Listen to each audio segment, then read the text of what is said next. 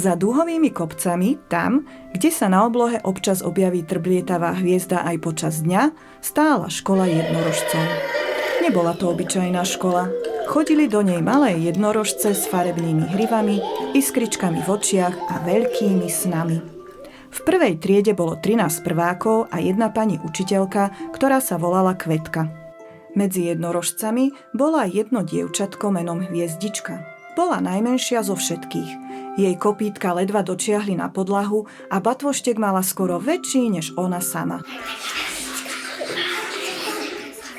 Pozrite sa, Hviezdička je taká maličká. Keď bude v lese dinosaurus, zhutne ju na jeden hod. Hviezdička sklopila hlavu a v očiach sa jej zaleskli slzičky.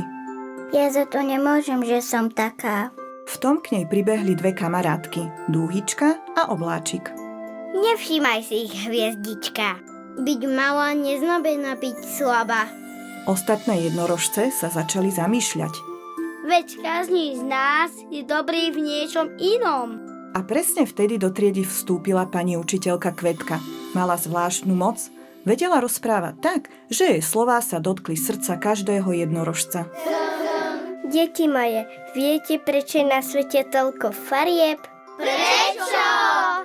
Pretože každý tvor je iný a každý je šikovný v niečom inom. Na veľkosti vôbec nezáleží. Jednorožce sa začali jeden po druhom ozývať. Ja viem pomáhať ostatným. Ja vyrábam krásne drobnosti.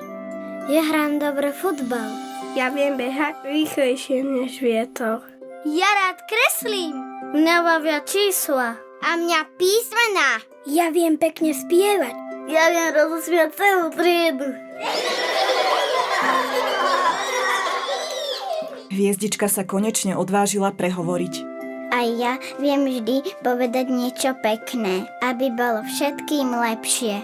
Pani učiteľka sa usmiala.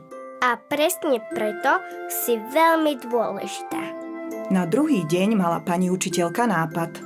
Dnes si urobíme veľký triedny plagát.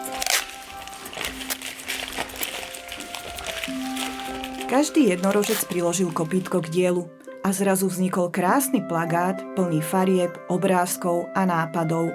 Keď ho pripevnili na nástenku, všetci sa usmiali. Keď sa spojíte, vaše rozdiely vytvoria niečo jedinečné.